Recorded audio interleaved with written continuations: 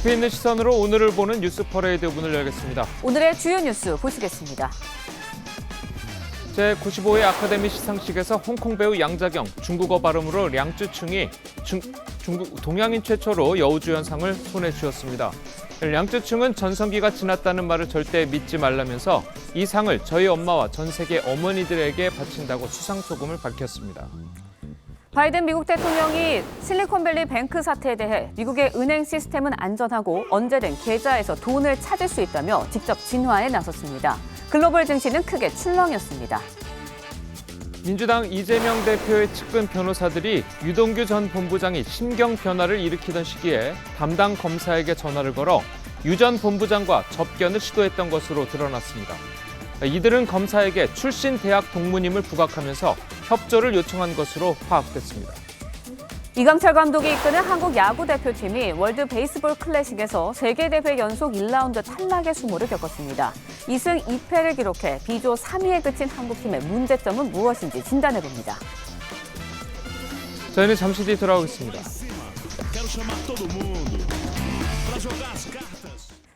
한미가 5년 만에 부활한 11일간의 대규모 연합연습, 자유방패 훈련에 돌입했습니다. 야외 실기동 훈련 등 20여 개의 연합훈련이 동시에 실시되는데 오늘부터 한반도 상공에서는 전투기 훈련이 펼쳐질 예정입니다. 구민성 기자의 보도입니다. 함정의 어머 속에 장갑차가 연막탄을 뿌리며 해변에 상륙합니다. 한미 보병들은 장갑차에서 내려 해변을 점령합니다. 문재인 정부 때인 지난 2018년 중단됐다가 5년 만에 부활된 한미 연합연습 자유의 방패가 시작됐습니다. 컴퓨터 시뮬레이션 위주로 실시되는 자유의 방패와 함께 병력 10,000명 이상이 참가하는 야외 실기동 훈련 20여 개도 11일간 이어집니다.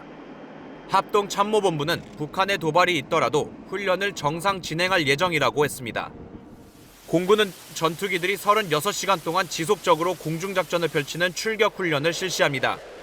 공군은 23년도 자유의 방패 연습과 연계하여 오늘부터 23일까지 각급 부대별로 결전 태세 확립을 위한 야외 기동 훈련을 실시합니다. F-15K와 KF-16, F-35까지 우리 공군의 주력 전투기들이 편대를 이뤄 작전을 마치고 복귀하면 지상에서 대기하던 다른 전투기 편대가 곧바로 이륙하는 방식으로 만 하루 반나절 동안 작전을 이어가게 됩니다. 한순간도 대한민국 영공을 비우지 않겠다는 의미라고 공군은 설명했습니다. TV조선 구민성입니다. 국민의힘 김재원 최고위원이 윤석열 대통령의 대선 공약인 5.18 정신의 헌법 전문 수록에 반대한다고 밝혀 논란이 일고 있습니다. 김 최고위원은 표를 얻으려면 조상 묘도 파는 게 정치인들 아니냐고도 말했는데 여당에서도 부적절한 발언이라는 비판이 나오고 있습니다. 김태훈 기자의 보도입니다. 지난 주말 사랑제일교회 전광훈 목사의 예배에 참석한 김재원 최고위원이 5.18 정신을 헌법에 넣는 것에 반대한다고 말했습니다. 찬물을 깬 게 뭐냐면 헌법 정신에 5.18 정신을 헌법에다 넣겠다. 그건 불가능합니다. 불가능해요? 예. 불가능하죠? 예, 불가능합니다. 그냥 저도 반대입니다. 5.18 정신을 헌법 전문에 넣겠다는 정치인들의 약속은 선거 전략 차원이라는 취지의 발언도 꺼냈습니다. 표 얻으려면 조상 묘도 판다는 게 정치인들 아닙니까? 당장 야권은 물론 여권 내부에서도 윤 대통령의 대선 공약을 여당 최고위원이 스스로 부정했다는 비판이 나왔습니다. 헌법 가치를 지킨 정신이기 때문에 당연히 저는 헌법 전문에 헌법이 개정될 때 반드시 올라가야 된다고. 윤 대통령은 취임 직후에도 5.18 민주화운동 42주년 기념식장을 찾아 5월 정신을 강조했습니다. 5월 정신은 보편적 가치의 회복이고 자유민주주의 헌법 정신 그 자체입니다. 논란이 커지자 하루 만에 김 최고위원은 개인적인 의견이라고 진화에 나섰지만 호남 출신인 이용호 의원은 5.18 정신은 전 세계가 인정한 민주화 역사라며 조상묘 운운하며 가벼이 평가한 것은 잘못된 것이라고 꼬집었습니다. TV조선 김태훈입니다. 민주당 이재명 대표가 7년 전 문재인 대통령과의 대선 후보 경선에서 친문 진영의 공격을 거세게 받을 때 SNS에 올렸던 글을 다시 소환해 논란이 되고 있습니다. 아프다, 많이 아프다라는 제목의 글인데 비명계에서는 사태 파악을 못하고 있다며 사퇴를 촉구했습니다. 정민진 기자의 보도입니다. 이재명 대표가 민주당 의원 169명이 있는 텔레그램 대화방에 올린 글입니다. 표결 결과는 당 운영에 대한 우려와 경계를 표현하신 것으로 생각한다고 썼습니다. 그러면서 2016년 12월 자신의 SNS에 올렸던 아프다, 많이 아프다라는 제목의 글을 첨부했는데 내용과 의미를 두고 해석이 분분합니다. 이 글에는 처음 겪어보는 등 뒤에 내리꽂히는 비수라며 언제나 위기를 기회로 만들었다고 적혀 있습니다. 당시 제19대 대통령 선거 민주당 경선에서 이 대표는 친문 지지자들로부터 거센 공격을 받았습니다. 이를 두고 등 뒤, 비수라는 표현은 이탈표에 대한 원망, 기회로 만들겠다는 말은 당대표직을 지키겠다는 의지라는 해석이 나옵니다. 이 대표는 자신의 전 비서실장 사망과 관련한 책임론에 답을 회피했습니다. 책임론 요구하는 거는 좀 지켜주세요. 그래요? 이에 대해 비명계 중진 의원은 이 대표 강성 지지자들 때문에 당이 혼란을 겪는 이때 문 대통령 지지자들에게 비난받았던 일만 언급하면서 사태 파악을 못하고 있다고 지적했고, 이원욱 의원도 이 대표 스스로 총선 승리를 위한 길을 결단할 시기가 다가오고 있다며 이 대표 사퇴를 재차 촉구했습니다. TV조선 정민진입니다.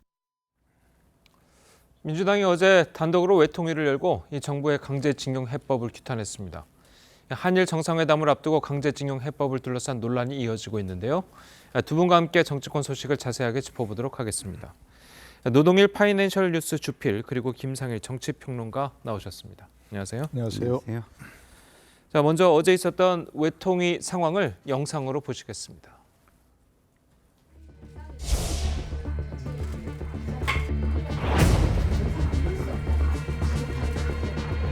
이런 중대한 정상회담을 앞두고 도와주지는 못할 망정 상임위 전체 회의에 양금덕 할머니까지 모셔와서 정쟁을 일으키고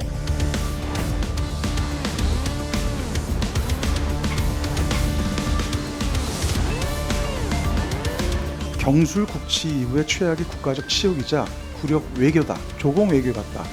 이렇게까지 정말 치욕적인.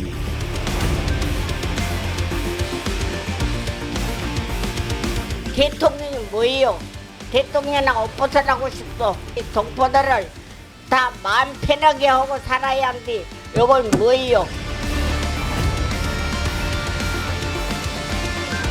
가결되었음을 선포합니다.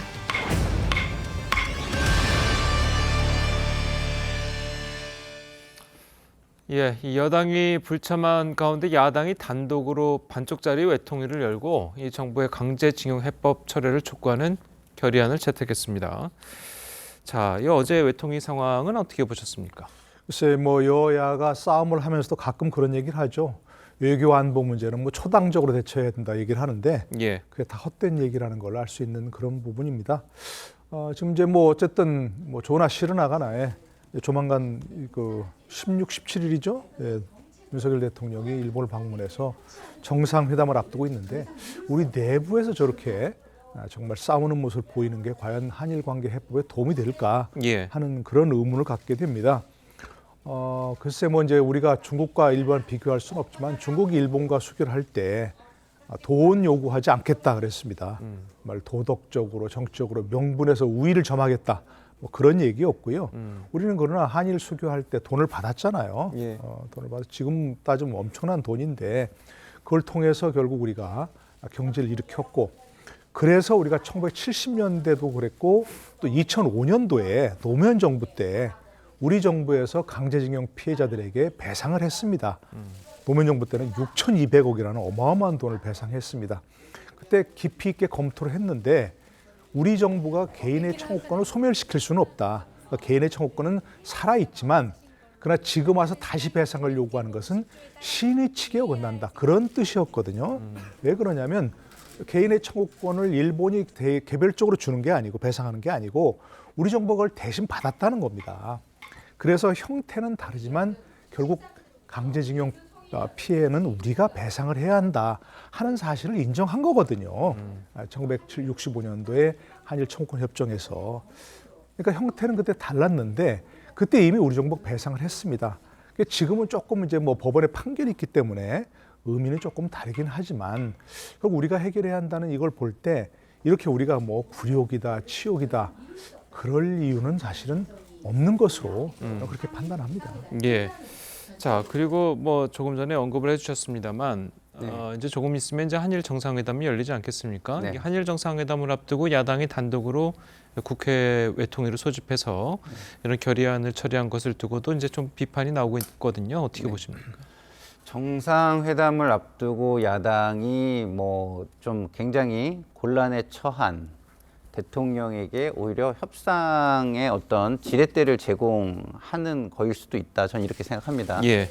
왜냐하면 지금 대통령께서 하신 그 피해 보상안은 어떻게 보면 굉장히 무리한 모험수예요. 이것이 미국과 일본의 호응이 없다면 정말 제가 볼 때는 정권의 존립 기반마저도 흔들 수 있는 굉장한 무리수입니다. 예. 그러면 이거에 대해서 야당이 이렇게 이야기를 하고 비판을 하는 것이 협상의 걸림돌만 될 것이냐, 저는 그렇게는 생각하지 않고요. 그리고 이런 상황은 뭐 저는 야당이 무리하게 이렇게 단독으로 결의안을 통과시키는 것도 문제가 있다고 생각을 해요. 예. 그런 식으로 하면 안 된다, 가능하면 안 된다 이렇게 생각하지만 그러면 이게 왜 이렇게 됐는지 한번 보자고요. 그럼 강제 피해자, 그 강제동원 피해자에 대한 보상안을 독단적으로 결정하고 일방적으로 결정한 이 정부는 그러면 이 정부의 운영 방식, 국정 운영 방식은 맞는 겁니까? 그 역시도 해서는 안 되는 독단적이고 독선적인 방식이다. 그렇기 때문에 야당을 이런 그 모습을, 야당의 이런 모습을 비판하려면 먼저 본인들의 자세, 본인들의 도덕성 이거를 바로 하고 비판을 해야 하지 않을까 이런 생각도 듭니다. 알겠습니다. 자, 그리고 민주당은 어제 대일 굴욕 외교 대책위원회도 출범을 시켰습니다. 정부를 향한 화상 공세를 이어가고 있는데요. 출범식에 참석한 이재명 대표의 목소리부터 들어보겠습니다. 정말로 굴욕적인 우리 국민들께서 수치심을 느끼는 해결 방안입니다. 앞으로 굴욕적이고 일방적인 양보는 과연 어떤 일로 이어질 것인가에 대해서 사람들의 관심이 높습니다. 오히려 가장 나쁜 방식으로 끌려가게 되는 그 역사적 첫 출발점이 되지 않을까 하는. 예. 자, 연일 반일 공세의 목소리를 높이고 있는데 자, 이재명 대표에 대한 거취에도 조금 관심이 모아지고 있습니다. 얼마 전에 이제 텔레그램 대화방, 의원들이 모여있는 이제 텔레그램 대화방에 7년 전에 본인이 올렸던 글을 다시 한번 소환을 했다고 그래요. 그 내용들을 좀 읽어보면 7년 전에 물론 썼긴 했지만 처음 겪어보는 등 뒤에 내리꽂히는 비수. 자, 이런 표현이 있습니다. 자, 이걸 두고 이번에 이제 체포동의안 때 민주당 내에서 이탈표가 나온 것을 두고 이렇게 표현한 것이다라는 해석이 나오거든요. 글쎄 뭐 일부에서는 또 이재명 대표와 민주당이 이렇게 강경하게 나가는 것이 이재명 대표 본인의 또 사법 리스크 때문에 그렇다 얘기하는데 뭐 그렇게까지 해석하고 싶지는 않습니다. 그런데 어쨌든 그 내용 자체만 보면 7년 전에 등 뒤에 내리꽂히는 비수라는 표현을 했는데 본인도 의도하지 저 생각지 못한 그런 배신을 받았겠다 그런 거 아니겠습니까? 등 뒤에 꽂히는 비수라는 말이. 그러니까 지금 지난번에 그 이탈표 체포동의안 부결에 이탈표 나온 그 사람들을 배신자라고 생각하는 뭐 그런 소외라고 볼 수 있겠죠. 본인이 조작 수사의 피해자고 정치 탄압의 피해자고 또 뭐 먼지 한 톨 없는 사람이라고 얘기하는데 그것을 체포동의안에 찬성한 의견이라든지 부결해서 이탈해서 무슨 뭐 기권했다든지 이런 사람을 배신자라고 본인은 생각하겠지만 과연 그런 것들이 얼마나 설득력을 가지는지는 조금 의문이 드는 거죠. 더구나 거기서 보면 결국 마지막까지 당대표직을 사퇴하지 않고 고수하겠다 이런 얘기 아니겠습니까?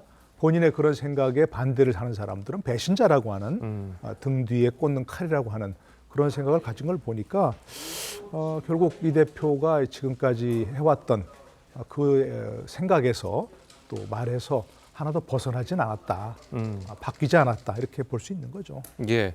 자, 그래서 지금 뭐 민주당 내 이제 강성 지지층들이 뭐 수박 논란부터 시작을 해서 이 배신자라고는 낙인을 찍는 그런 것들 때문에 이재명 대표도 자제해야 된다라고 이제 했었었는데 이런 글을 올린 것은 그동안 했던 말과 좀 다른 거 아니겠습니까? 그러게요. 이 글을 올리면서 또 거기에 이제 쓴 글이 뭐냐면 당 운영에 대한 우려와 경계를 표현하신 것으로 생각한다. 저 감성적으로 약간 선동하는, 지지자들을 선동하는 듯한 그 글과 이렇게 본인이 글을 쓴 거는 좀 결이 너무 다른 것 같아요. 당에 대한 우려와 경계를 표현한 것으로 본인이 이해한다고 한다면 이걸 지금 노동현 교수님께서 말씀하신 대로 지지자들이 느끼기에 어떤 배신으로 느끼게 하는 글을 첨부한다거나 이런 거는 좀 뭐랄까 이렇게 일관성에서 좀 다른, 결이 다른 글이 아닌가 이런 생각이 들고요. 예. 그리고 이제 뭐 이 글은 뭐 첨부된 글이니까 그 메인은 본인이 쓴 글이라고 생각을 해줘도 우려와 경계를 표현한 것이다라는 걸 더 크게 의미를 두어도 이것이 타이밍과 진정성이라는 측면에서는 조금 약하다. 저는 이런 생각이 들어요. 왜냐하면 이런 논란이 있었을 때에 본인이 가지고 있던 입장이 점점점 궁지에 몰려가는 입장에서 이 글이 나온 거잖아요. 그러면은 그 타이밍에 있어서 지금은 저 우려와 경계를 고스란히 받아들이는 걸까? 아니면 그냥 어쩔 수 없이 저렇게 표현을 하신 걸까? 이런 의구심이 들 수도 있거든요. 그래서 타이밍 면에서 좀 더 빨랐으면 어땠을까? 이런 생각이 들고요. 그리고 정치는 말로 하는 거라는 이야기가 있지 않습니까? 그러니까 말에 힘이 있어야 이 정치가 강해지는 거라고 저는 생각하는데 이 말은요, 힘을 부여하는 요소가 있어요. 그것은 도덕성과 희생, 헌신, 그리고 때로는 실력과 성과 이런 게 뒷받침을 해줘야 되만 그때만 말의 힘이라는 게 얻어지는 것이거든요. 그런 측면에서 볼 때 지금 이재명 대표가 이 말에 힘을 더하려면 무엇을 해야 될까? 이거는 본인이 조금 판단을 하셔야 되는 부분이 있지 않을까 이렇게 생각합니다. 알겠습니다. 예, 그리고 이제 조금 전에 들어온 소식을 좀 전해드리자면 합동참모본부가 밝힌 내용인데요. 북한이 동해상으로 탄도미사일을 발사했다고 합동참모본부가 밝혔습니다. 자세한 내용이 조금 더 들어오는 대로 계속해서 전해드리도록 하고요. 계속해서 이야기 이어가도록 하겠습니다. 자, 이 대표의 이제 거취와 관련해서 이 당 지도부에서도 의미심장한 발언들이 나왔습니다. 고민정 최고위원의 이야기 들어보겠습니다. 이건 옳고 그름의 영역이 아니라 판단의 영역이고 그 판단은 지금 할 수 있는 시기는 아니다. 그 시기는 이벤트라기보다는 올 못해도 한 여름 좀 지나서 가을 초쯤, 늦여름 초가을 그 정도 되면 이제 총선을 몇 달 앞으로 남겨두고 있기 때문에 저희 당도 총선 전략을 무엇으로 짜야 할 것인지에 대한 판단을 할 수밖에 없을 거라는 겁니다. 자, 이 고민정 최고위원의 말은 가을 초, 늦여름, 초가을 뭐 이때는 총선을 몇 달 안 남겨놓고 있는 상황이기 때문에 뭔가 이제 준비를 해야 될 것 같다. 총선 전략을 어떻게 짜야 되는지 이제 판단을 해야 될 것 같다. 이렇게 이야기를 했는데 이것은 곧 뭐 이재명 대표의 뭐 사퇴라든지 이런 걸 의미하는 겁니까? 어떻습니까? 제가 보기에는 이재명 대표 아까 말씀드린 사퇴는 안 할 것 같고요. 어쨌든 어떤 일이 벌어도 하지 않을 것 같습니다. 심지어 뭐 옥중옹천 얘기까지 나오잖아요. 고민정 최고위원의 저런 얘기는 늦여름, 초가을, 9월을 생각할까요? 9월쯤 되면 그렇게 생각하겠죠. 늦여름, 초가을이라고. 그때쯤 되면 아마도 이재명 대표의 선거법 재판 1심 판결이 나올 가능성이 높습니다. 일단 법상으로는 6개월 내에 판결을 해야 되는 거니까 통상 그렇지 않으면 어쨌든 지금 뭐 2주일에 한 번씩 계속 한다는 거 아니겠습니까? 그럼 충분히 1심 판결이 나올 상황이 될 것 같고요. 그보다 더 빨리 나올 수도 있는 거고요. 그러면 만약에 뭐 징역형의 집행유예 나와도 마찬가지고 벌금형, 지금 다 아는 것처럼 뭐 100만 원 이상의 벌금형만 나와도 굉장히 뭐 큰 영향이 있는 거 아니겠습니까? 의원직 상실에다가 또 당에 뭐 당에서 420억 넘는 돈을 반환 환수해야 되는 그런 상황이 될 수밖에 없거든요. 물론 1심 판결이라고 해서 뭐 최종 결정은 아니지만 최종 판단은 아니지만 그게 결국 앞으로 어떤 그 가늠자가 되는 것이거든요. 그러니까 그런 상황에서 의원들이나 모든 사람들이 동의할 가능성이 높습니다. 지금 현재까지는 뭐 이른바 비명계에서만 조금 여러 논란이 벌어지고 있지만 그때 가면 이렇게 되면 과연 내 의원직은 어떻게 되는 거야? 라는 생각을 모든 사람들이 할 수밖에 없거든요. 예. 그러니까 그때는 지금보다 훨씬 더 큰 동요가 날 것이다. 뭐 그래서 이재명 대표의 거취뿐만 아니라 의원들의 생각이 결정되는 시기가 그때 아니겠는가 하는 뭐 그런 얘기를 한 거라고 봅니다. 예. 자, 그리고 이제 뭐 당내에서는 뭐 비서실장을 지냈던 이제 최측근 전무 씨의 극단적 선택 이후에도 뭐 이재명 지키기 기류에는 뭐 변화가 없다는 얘기도 있고 아니다, 뭐 변화가 있다라는 이야기도 있거든요. 실제로 당 분위기는 어떻습니까?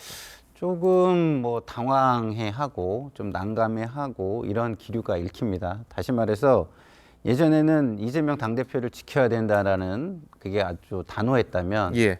이제는 좀 잘 모르겠다 이렇게 얘기하는 분들이 좀 느는 것은 사실인 것 같아요. 제가 좀 만나보면은. 그러니까 우리가 이상과 현실 사회에서 우리가 이상이 있죠. 당대표도 잘 지키고 총선도 승리할 수 있다 이렇게 생각을 했었는데 총선이 다가오면서 지역구를 가진 의원들이 지역을 많이 요새 돌아요. 그러다 보니까 지역의 민심이 그 여의도에서 접했던 강성 지지자들의 압박만이 있는 게 아니라 지역의 민심의 흐름은 또 다른 부분이 있구나라는 부분을 좀 느끼고 있는 것 같아요. 그렇기 때문에 좀 당내의 기류는 조금씩 달라지고 있다. 그것은 지금 지역구에 가보면서 현실을 인식하는 부분이 좀 달라지고 현실 인식을 바탕으로 이루어지고 있는 거 아닌가. 총선의 시계가 점점 다가오면 다가올수록 이런 부분은 좀 더 강한 입장 표명으로 나타날 가능성이 있다라고 저는 판단을 합니다. 알겠습니다. 자, 저희는 다음 소식도 이야기해 보도록 하겠습니다. 국민의힘 김재원 최고위원이 전광훈 목사의 예배에 참석해서 한 발언이 논란이 일고 있습니다. 5.18 정신을 헌법 전문에 담는 데 반대한다는 말인데요. 직접 한번 들어보시겠습니다. 이번에도 우리가 김 위원장을 사실 밀었잖아. 우리한테 찬물을 깬 게 뭐냐면 헌법 정신에 5.18 정신을 헌법에다 넣겠다. 불가능합니다. 그냥 저도 반대입니다. 전라도에 대해서 립 서비스 하려고 한 거지. 뭐 표 들려면 뭐 조상묘도 판다는 게 정치인들 아닙니까?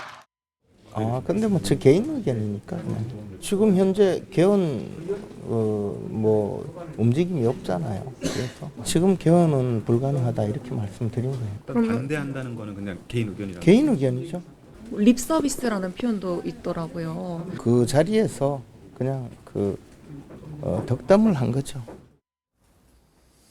자, 개인 의견이라고는 하지만 당 최고위원의 신분이고 그리고 교회 예배라는 공적인 자리에서 한 발언이어서 단순히 이제 개인 의견이라고 하고 책임이 없다라고 치부해버리기에는 좀 상당한 논란이 있는 발언 같거든요. 그래서 옛말이 생각나는데요. 말로써 말이 많으니 말 많을까 하노란 말이 있죠. 저분은 지금 말씀하신 대로 이제 그냥 개인, 뭐 의원도 아닌 개인 신분이 아닌 거죠. 바로 최근에 끝난 그런 전당대회에서 최고위원 되신 분 아니에요. 저렇게 얘기하면서 그것이 정치인인데, 노련한 정치인인데 어떤 파장이 날지 몰랐겠습니까? 저건 말이 안 되는 것이고요. 예. 그냥 지금 개헌은 불가능합니다 라고만 했으면 좋은데 5.18 정신까지 저렇게 얘기를 하고 하니까 좀 말이 안 되는 거죠. 물론 지금 이제 개헌 국면이 아닙니다. 그죠? 개헌 국면이 아니고 개헌이 된다 하더라도, 개헌을 한다 하더라도 저 5.18 정신을 헌법 전문에 넣는 것은 대통령의 뜻대로 되는 것도 아니고 김재원 의원 개인이 찬성하고 반대한다는 것도 그건 안 됩니다. 최종적으로 국민들이 판단해야 되는 거 아니겠습니까? 그렇죠. 국민 투표해야 되는 것이고 그 전에 대통령도 국회에서도 헌법 제안할 수 있지만 개헌을 제안할 수 있지만 국회 의결을 거쳐야 되고 그리고 국민 투표를 거쳐야 됩니다. 그러니까 최종적으로 국민이 판단해야 되는 것이고 국민 여론이 어떻게 생각하느냐가 중요한 것이지 본인들의 개인 의견이 중요한 게 아니거든요. 근데 지금 저렇게 말해가지고 무슨 득이 있는 것인지 그리고 나중에 가서 뭐 개인 의견이다, 뭐 개헌은 불가능하다 얘기하는 것은 그 당시 그런 말이 나왔을 때 했어야 되는 얘기고 지금 저렇게 나중에 수습하는 그런 의견은 바람직한 게 아닌 거죠. 예, 알겠습니다. 자, 그리고 이제 김재원 최고위원이 한 말은 중에 표를 얻으려면 조상묘도 판다는 게 정치인이다. 자, 이게 윤석열 대통령이 공약을 부정하면서 나온 말이거든요. 그러니까 이제 부정한 거고, 그러니까 대통령을 거짓말장애로 만든 건데 이것을 또 그냥 일종의 립 서비스다, 그 상황에 맞춰서 한 것이다 이렇게 얘기하면 본인이 거짓말을 한 게 되는 것이죠. 그러면 우리가 공인 중에서 가장 해서는 안 될 사람, 어떤 사람일까 생각해 보면 거짓말을 하는 사람입니다. 거짓말을 하는 사람은요 절대 공인을 하면 안 돼요. 왜? 제도의 안정성을 흔들어 버리거든요. 제도의 안정성을 흔들면은 질서가 무너지고 사람들의 생활이 굉장히 기준이 사라집니다. 그래서 저 사람도 저렇게 하는데 나쯤이야. 나도 뭐 저 사람은 괜찮고 나는 안 괜찮아? 뭐 이런 식으로 생각하게 되는 것이죠. 그래서 제가 볼 때는 공인의 자격이 굉장히 없어졌다. 지금이라도 제가 볼 때는 이 부분에 대해서 사과하고 정치계에서 은퇴하시는 게 전 맞지 않을까 이런 생각이 들고요. 예. 국민의힘 입장에서도요. 지금 5.18과 관련된 이런 과거의 어떤 상황, 예. 안 좋은 상황들을 극복하기 위해서 얼마나 많은 노력을 했습니까? 그러니까요. 그런 노력들을 물거품으로 만드는 그런 발언이에요. 저런 발언은 정치를 희화시키고 그다음에 본인도 굉장히 비굴하게 만드는 발언이었다 이렇게 생각이 듭니다. 예. 자, 이 말씀을 주셨지만 당내에서 이제 공식적으로 뭐 징계를 한다든지 그런 게 좀 필요해 보입니까? 어떻습니까? 글쎄요, 뭐 빨리 수습을 하려면 김재원 최고위원이 지금이라도 빨리 공식적으로 사과를 하고 사려 깊지 못했다 얘기를 해야 되는 것이고, 글쎄 이제 뭐 며칠 되지도 않았는데 뭐 최고위원회에서 이걸 징계안을 상정하기는 어렵겠지만 예. 아마도 다른 사람들이 또 뭐 징계를 청구한다든가 하면 그런 절차를 밟을 수밖에 없는 뭐 그런 상황이겠죠. 예, 알겠습니다. 자, 오늘 두 분 말씀 여기까지 듣겠습니다. 잘 들었습니다. 고맙습니다. 미국 바이든 대통령이 SVB 사태에 대해서 예금을 전액 보증하겠다고 진화에 나섰습니다. 미 정부의 노력에도 글로벌 증시는 일제히 출렁였습니다. 황정민 기자입니다. 바이든 대통령이 금융시장 개장 시간에 맞춰 기자회견장에 입장합니다. 미국의 은행 시스템은 안전하다며 예금 전액 보증 방침을 재확인했습니다.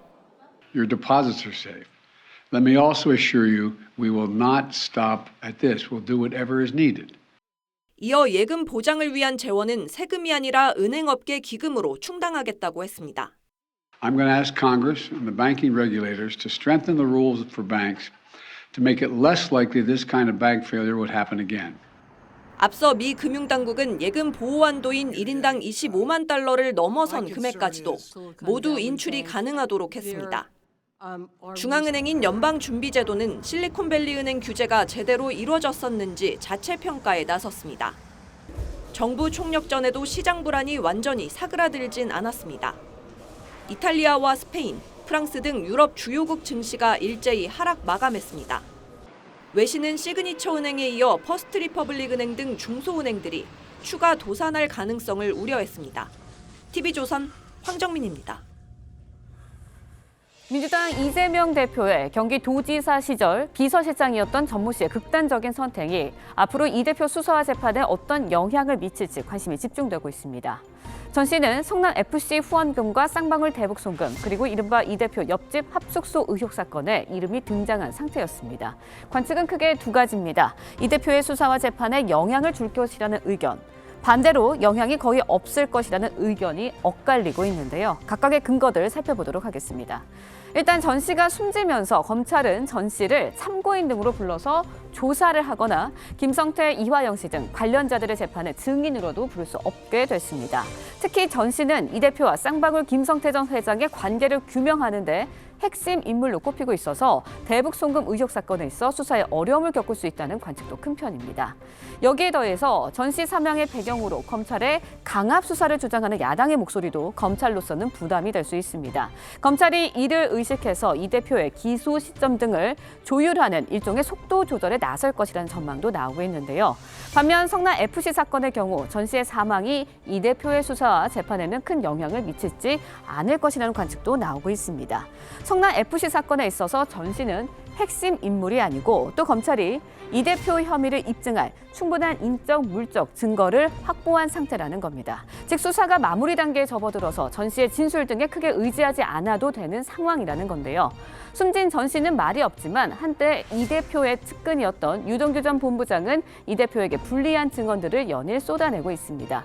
이 대표의 측근 변호사가 검사를 통해 유 전 본부장에게 접근하려 했던 정황이 추가로 공개가 됐는데 조성호 기자의 단독 기사 보시고 이야기 이어가겠습니다. 유동규 전 본부장이 이른바 가짜 변호사로 지목한 인물은 2명. 이재명 대표가 경기도지사 시절 고문 변호사로 활동한 A씨와 문재인 정부 청와대 행정관을 지낸 B씨입니다. 유 전 본부장은 구속 초기 이 대표 측에서 보냈다는 2 변호사의 도움을 받았습니다. 하지만 이들이 변론보다 자신이 아는 대장동 정보를 캐묻는다는 느낌이 들어 조력을 거부했습니다. 이 대표 측의 배신감을 느껴 이후 경선 자금 등 입을 열기 시작했는데 지난해 10월 18일 2 변호사가 연겁 후 담당 검사에게 연락을 했습니다. A씨는 유씨 아내가 남편 근황을 궁금해한다며 접견을 요청했습니다. A씨는 유씨 증거인멸 공범인 아내의 변호를 맡다 사임한 상태였습니다. 뒤이어 B씨가 검사에게 전화해 Y대 나오셨죠? 동문회에서 보겠다며 접견 등 협조를 요청했습니다. B씨는 검사의 대학 선배였습니다. 하지만 유씨 거부로 접견은 모두 불발됐습니다. 검찰은 이런 시도를 이 대표 측이 유 전 본부장을 회유하려 한 정황으로 보고 관련 내용을 재판부에 제출했습니다. TV조선 조성호입니다. 전해드린 대로 이재명 대표 측이 유동규 전 본부장을 회유하려고 한 의혹이 제기돼서 논란이 일고 있습니다. 네, 관련 내용 백성문 변호사, 장현주 변호사와 함께 자세히 짚어보도록 하겠습니다. 안녕하세요. 안녕하세요. 네, 먼저 가짜 변호사 의혹이 처음으로 제기됐을 당시에 유동규 전 본부장이 어떤 이야기를 했는지 목소리 먼저 듣겠습니다. 경기도 저기 공무원사 와가지고 위에서 왔다고 했는데 높은 분이 내려보내고 저거 걱정 많이 한다 이렇게 얘기해가지고 나를 케어해 주려고 왔나 이렇게 생각을 했는데 행적들이 전부 다 보면 자기들 방어를 위해서 왔고 그다음에 내가 무슨 말을 하는지 감시하러 왔다는 개념이 자꾸 들더라고요. 변호인이 새로 선임이 됐는데요. 관련해서 이제 검찰에서는 추가 자녀 사건에도 자꾸 끼어들려 한다. 다 해촉했습니다. 다 해촉했습니까? 네. 자, 유동규 전 본부장이 지목한 이른바 가짜 변호사들이 벌인 일들은 구체적으로 어떤 일들이 있습니까? 일단 유동규 전 본부장이 구속이 된 초기 당시에 생각을 해보면 이제 변호사가 이제 접견을 와서 유동규 본부장을 위해서 하려면 아무래도 지금 현재 구속이 된 이유나 지금 앞으로 진행될 수사 상황에 대해서 어떻게 대응을 할 것인지 이런 조언을 하는 게 변호사죠.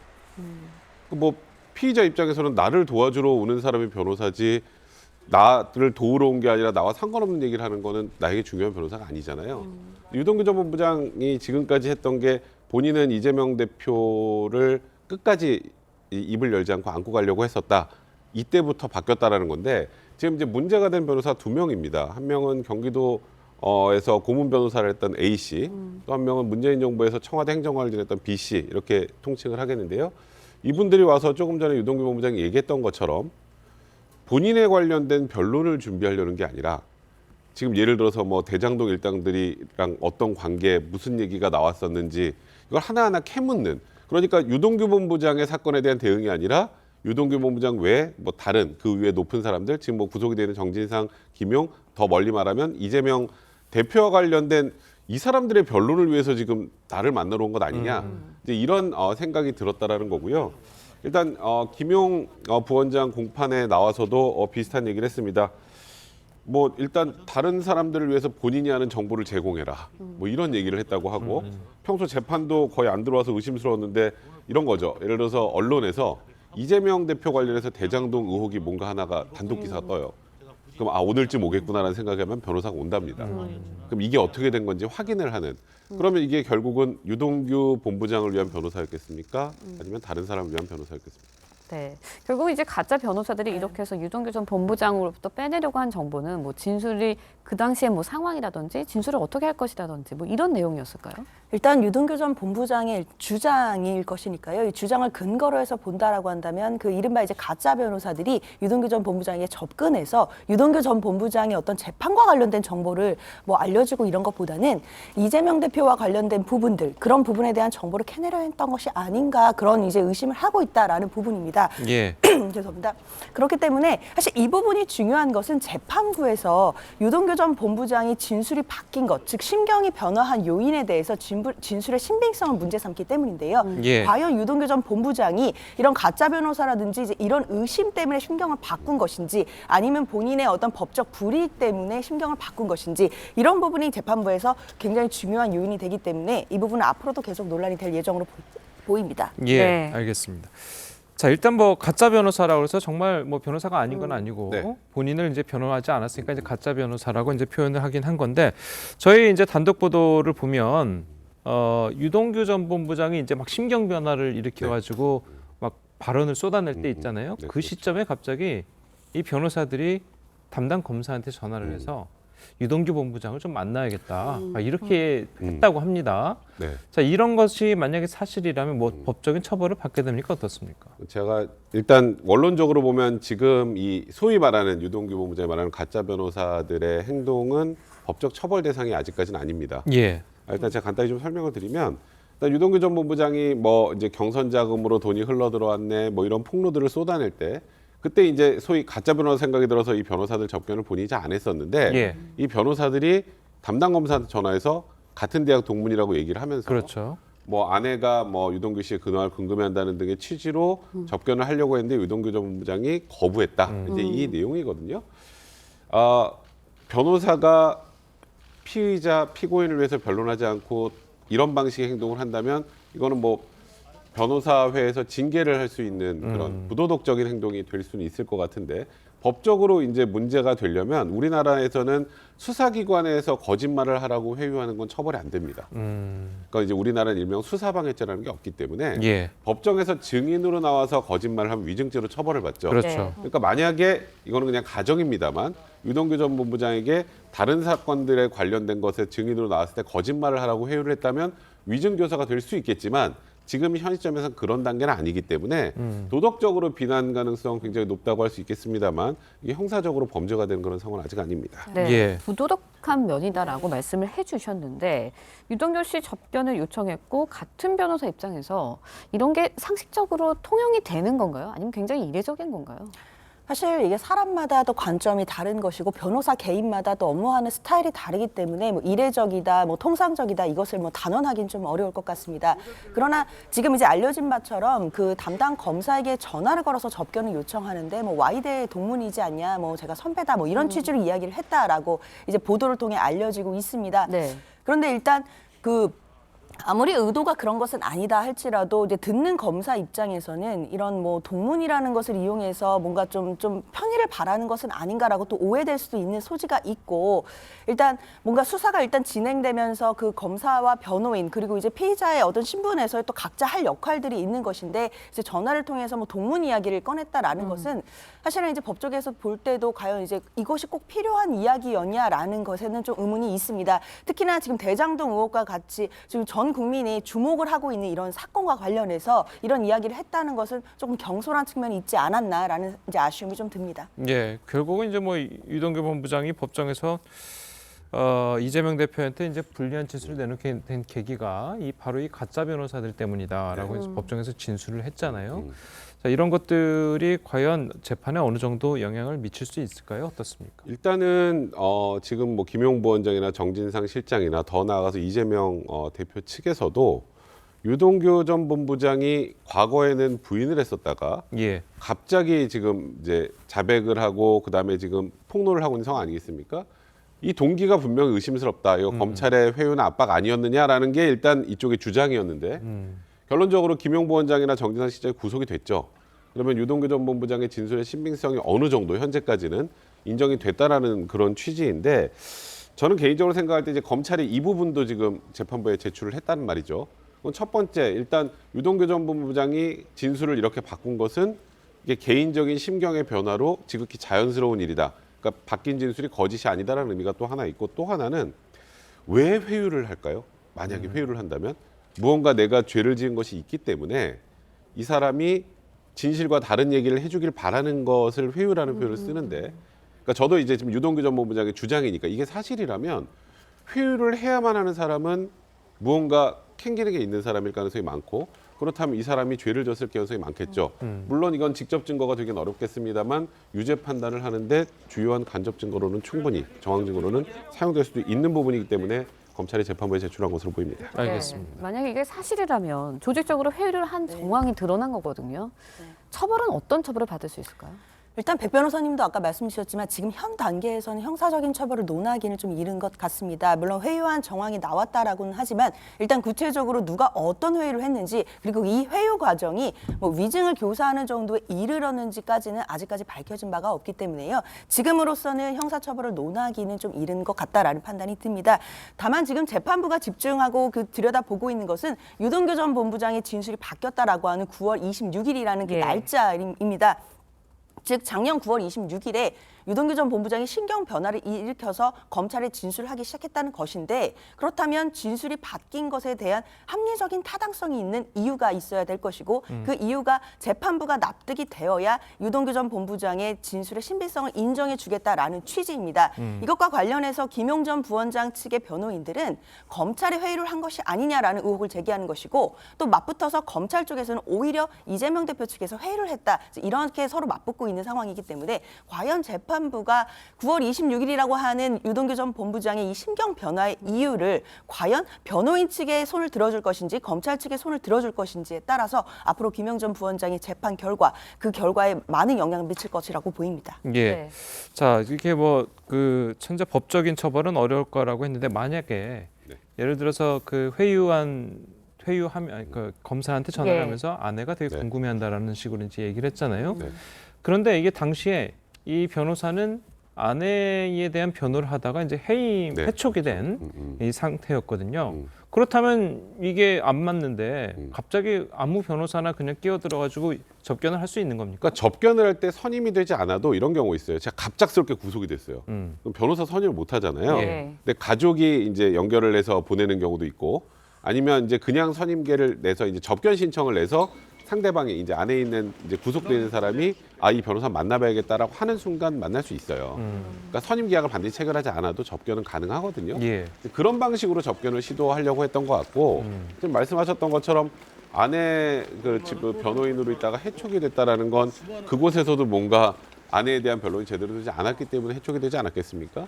그러니까 지금 현 시점에서는 뭐 이걸 누가 시켰는지, 아니면 그 부분은 정확하게 저희가 추론하기 어렵겠습니다만, 그러니까 지금 이 유동규 전 본부장이 증언을 다시 되바꾼다거나 아니면 대장동 사건에 관련된 주요 정보들을 넘겨줬을 때 누가 가장 유리할지, 그걸 생각한다면 이게 누구 때문에 시작이 된 건지는 충분히 추론이 가능하지 않을까 싶습니다. 알겠습니다. 자, 오늘 두 분 변호사님 말씀 여기까지 듣겠습니다. 잘 들었습니다. 고맙습니다. 변호사와 한의사까지 가담해서 허위 뇌전증 진단을 받아 병역 기피를 시도한 137명이 재판에 넘겨졌습니다. 병역 브로커와 래퍼 나플라, 구청 공무원 등 7명은 구속 기소됐습니다. 정은아 기자의 보도입니다. 병역 멘탈 브로커의 각본은 치밀했습니다. 구속 기소된 브로커 구모 씨 등 2명은 의뢰인에게 어떻게 하면 뇌전증 진단을 받는지 방법을 상세히 알려주고 1, 2년에 걸쳐 진료 기록까지 관리했습니다. 그 대가로 300만 원에서 1억 1,000만 원을 받아 챙겼습니다. 검찰이 지난해 12월부터 석 달 동안 병역 비리를 수사해 관련자 137명을 재판에 넘겼습니다. 의뢰인 중에는 프로 배구 선수 조재성과 배우 송덕후, 래퍼 라비 등 유명인이 포함돼 있었습니다. 병무청과 지자체 공무원을 포함하여 7명을 구속하는 등 총 137명을 적발하여 기소하였습니다. 변호사와 한의사는 아들 병역 면탈을 위해 발작 증세를 목격했다고 거짓말해 공범으로 재판에 넘겨졌습니다. 래퍼 나플라는 서초구청에서 사회복무요원으로 근무하면서 공무원 등과 짜고 출근 기록을 허위로 꾸민 혐의로 구속 기소됐습니다. 병무청은 최근 7년 동안 뇌전증으로 현역 판정을 피한 병역 면탈 의심자를 전수 조사하기로 했습니다. 검찰은 추가 브로커 여부 등에 대해 병무청과 협의해 지속적으로 점검해 나갈 계획입니다. TV조선 정은아입니다. 예, 많이들 기대하셨겠습니다만 한국 야구가 2023 월드 베이스볼 클래식 WBC 8강 진출에 실패했습니다. 3회 연속 1라운드 탈락입니다. 네, 1회 대회 4강, 2회 대회 준우승의 역사를 지니고 있는 우리 야구가 왜 이렇게 세계 무대에서 힘을 쓰지 못하게 된 건지 김관 기자와 함께 이야기 나눠보도록 하겠습니다. 안녕하세요. 자, 사실 우리가 그 체코를 이길 때만 하더라도 우리가 체코가 이제 호주를 이기면 우리 잘하면 올라갈 수 있다 막 이렇게 경우의 수들을 막 생각했었잖아요. 근데 결국 호주가 체코를 이겼어요. 네, 그렇습니다. 호주의 8대 8로 패한 게 타격이 컸고요. 자, 일본의 4대 13으로 완패하면서 자력 8강 진출이 불가능해졌습니다. 네. 8강에는 일본과 호주가 진출을 했습니다. 우리 대표팀은 2승 2패로 1라운드를 마쳤습니다. 일본의 전력이 우위라는 걸 인정한다면 사실 8강 진출을 위해서는 호주의 투수력을 집중했어야 됐는데 이강철 감독은 그렇지 못했고요. 자, 일본을 대비해서 투수를 좀 아꼈던 면이 있었고요. 그래서 호주의 일격을 당했던 겁니다. 네, 한일전의 명승부 1, 2회 대회를 좀 보면 WC의 좋은 성적을 기억하시는 분들이 많을 것 같습니다. 뭐 마운드에 태극기를 꽂는 장면이라든지요. 근데 왜 우리 야구가 이렇게까지 성적이 추락하게 된 건가요? 네, 우리가 세계 야구의 흐름을 쫓아가지 못하고 있다 이렇게 봅니다. 지금은 강속구의 시대입니다. 메이저리그 투수들도 스피드에 집중을 하고 있고요. 일본 야구도 그 트렌드를 착실하게 쫓아가고 있습니다. 그런데 우리 투수들 모자랍니다. 자, 화면 한번 보시죠. 작년 한국 프로야구와 일본 프로야구 리그 전체 직구 평균 구속입니다. 한국이 시속 143.6km, 네. 일본이 146.1km. 일본 투수들이 더 빠른 공을 던지고 있죠. 특히 일본 대표팀에는 오타니, 그 사사키 등 160km를 던질 수 있는 투수들이 많이 있습니다. 그 선수들을 이번 WBC 최강 선발진으로 평가를 받고 있고요. 예. 다른 팀들 투수들도 150km를 넘게 던지고 있는데 우리 선수들은 150km 넘기기가 어려웠습니다. 그리고 이 빠른 공은 타자들에게도 많은 영향을 미치는데요. 타자는 어차피 적응을 해야 되는 문제가 있기 때문에요. 자, 리그에서 150km대 공을 늘 쳐왔던 일본 타자들, 140km대 공을 쳐왔던 우리 선수들보다 훨씬 나았습니다. 자, 그러면은 그 한 가지 궁금증이 드는 게 일본 선수들이 같은 동양인이고 그리고 신체 조건을 보더라도 우리 선수들이 더 키가 큰 경우가 많거든요. 투수들이. 그런데도 이렇게 구속 차이가 나는 이유는 뭐가 있습니까? 네, 일단 그 고교야구팀 숫자가 한국은 50여 개 정도 되고요. 일본은 한 4천여 개 정도 된다 이렇게 얘기하는데 보통 인프라의 차이다 이렇게 얘기하는데 이건 일단 넘어가겠습니다. 물론 따라가야 될 부분이지만 1, 2회 WBC 대표팀이 그 차이를 극복을 했죠. 따져보자면 사실 우리의 성적이 좋기를 바라는 거는 공부를 열심히 안 했는데 시험을 잘 보겠다 이런 마음이 아닐까 이런 생각이 듭니다. 네. 화면 한번 보시죠. 자, 이건 오타니 쇼헤이 선수가 직접 작성했다는 일종의 목표 달성을 위한 계획표입니다. 꽤 유명한 건데요. 투수도 하고 타자도 하고 만화 주인공 같은 선수인데 그 실력에 도달하기까지 열정과 정신력, 뒷받침된 여러 준비 과정이 있었습니다. 그 일본의 젊은 선수들이 야구에 진지하게 임하고 또 그러기 위해서 또 일정 그 열정을 발휘하고 이런 부분이 요즘 많은 지도자들이 공통적으로 인정하고 있는 그런 부분입니다. 자, 그런데 우리 선수들은 세계 무대에 대한 준비가 모자랐다고 할 수밖에 없죠. 그러니까 실전에서 긴장을 할 수밖에 없었고요. 평소보다 더 못한 경기력이 나왔고 위축된 마음에 스트라이크도 제대로 던지지 못했던 그런 경기가 나왔습니다. 네, 그런 면에서 일각에서는 세계 수준에 도달해 있는 이제 기량이 세계 수준에 도달해 있는 안우지 선수를 대표팀에 좀 뽑았어야 되는 거 아니냐 이런 의견도 좀 나오고 있거든요. 네, 물론 안우지 선수가 기량 면에서는 세계 수준에 올라 있는 선수이기는 합니다. 근데 한두 명 선수로 이런 대표팀의 문제를 해결하기는 좀 어려울 것 같고요.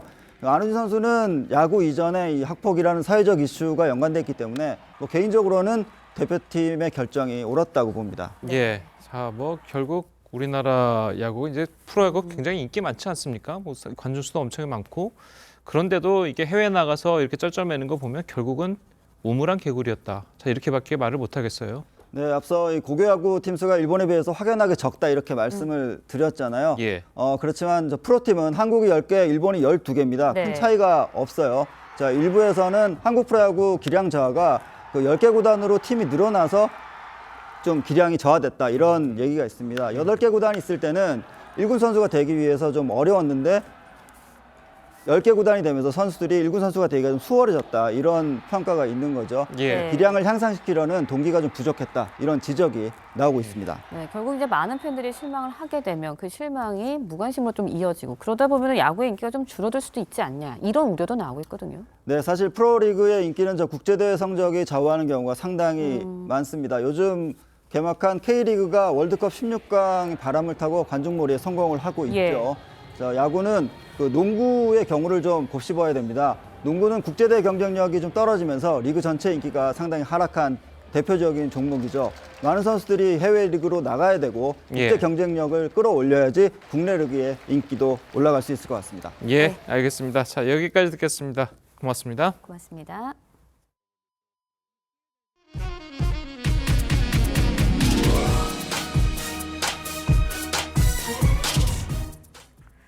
어제 오후 8시쯤 경북 봉화군 소천면의 한 야산에서 불이 나 2시간여 만에 꺼졌습니다. 산림당국은 진화 작업에 소방차 등 장비 24대와 대원 145명을 투입해 오후 10시 10분쯤 불길을 잡았습니다. 이 불로 인명피해나 시설 피해는 없는 것으로 파악됐습니다. 산림당국은 정확한 화재 원인과 피해 면적을 조사 중입니다.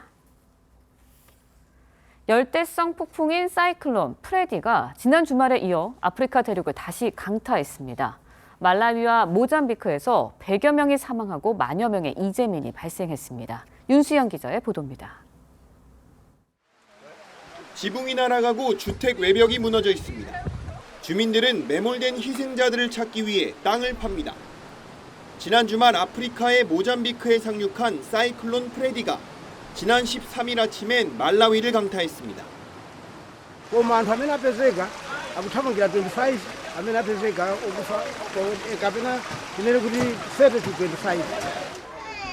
말라위 정부는 이번 폭풍으로 99명이 숨졌다고 발표했습니다.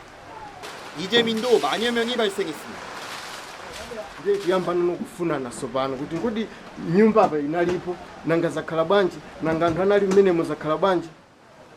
이에 라자루스 차퀘라 말라위 대통령은 남부 지역의 재난 상태를 선포하고 남부 10개 주 학교에 내일까지 휴교령을 내렸습니다. 이번 프레디의 여파로 모잠비크와 마다가스카르에서도 각각 17명과 18명이 숨지는 등 말라위를 포함해 최소 134명의 사망자가 발생한 것으로 알려집니다. 유엔 세계기상기구는 지난 2월 호주 서북쪽 앞바다에서 시작된 프레디가 가장 오래 이어지는 열대성 폭풍이 될 것으로 전망했습니다. TV조선 윤수영입니다.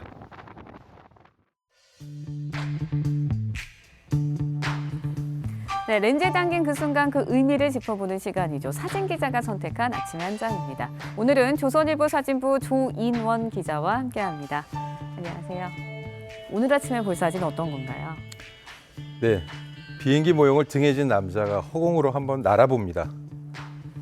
지난 주말 호주 멜버른에서 열린 문바 축제에서 버드맨 경연대회가 열렸는데요. 사진으로 함께 보겠습니다. 비행기 모형으로 8m를 날아가다 강물에 빠진 다니엘 마제이 씨는 심장병 어린이 모금을 위해 올해로 6번째 참가했습니다. 다른 참가자들도 산타크로스 복장에 썰매를 타고 뛰거나 버스 모형을 만들어 뛰기도 합니다. 원래는 참가자들이 직접 만든 행글라이더나 모형 항공기 등으로 다리 위에서 강으로 뛰어듭니다. 1971년 영국에서 시작된 버드맨 대회는 호주와 뉴질랜드, 일본 등에서 해마다 열리는 대회입니다. 네, 그런데 국내에서도 이런 대회가 열린 적이 있다고 하던데요? 예, 지난 2008년 8월 서울 한강에서 한강 버드맨 대회가 딱 한 번 열렸습니다. 당시 제가 현장에 갔었는데요. 참가자들은 로켓 모양의 풍선이나 매미, 종이 비행기나 롱보드 같은 모형을 만들어 관람객들에게 많은 웃음을 주기도 했습니다. 네, 전 세계 비행기가 하루 수만 대가 떠다니는 요즘에도 직접 하늘을 날고 싶은 사람들이 있다는 게 흥미롭습니다. 지금까지 아침의 한 장이었습니다. 네, 오늘 낮부터는 온화한 봄 날씨가 다시 찾아오겠습니다. 출근길 현재 서울 3.9도, 대전 2.2도 등 영상권을 회복했고요. 낮에는 기온이 더 오르겠습니다. 서울 15도, 대전과 대구 18도로 어제보다 4도에서 9도가량 기온이 오르면서 온화하겠습니다. 다만 낮과 밤의 기온차가 큰 만큼 옷차림에 신경 쓰시는 것이 좋겠습니다. 오늘 하늘에 구름 많다가 오후부터 차차 맑아지겠고요. 대기질도 깨끗하겠습니다. 다만 대기가 다시 건조해지고 있는 가운데 바람도 강하게 불어 불조심에 각별히 신경 쓰시는 것이 좋겠고요. 해상에는 물결이 최고 3.5m로 비교적 높게 일겠습니다. 내일은 오전부터 오후 사이 경기 북동부와 영서 중북부에 비가 조금 내리겠고요. 그 밖에 일부 중부와 경남 남해안에는 빗방울이 떨어지는 곳이 있겠습니다. 날씨였습니다. 화요일 아침 뉴스 퍼레이드는 여기서 마치겠습니다. 네, 저희는 내일 아침 7시 30분에 다시 찾아뵙겠습니다. 시청해주신 여러분 고맙습니다.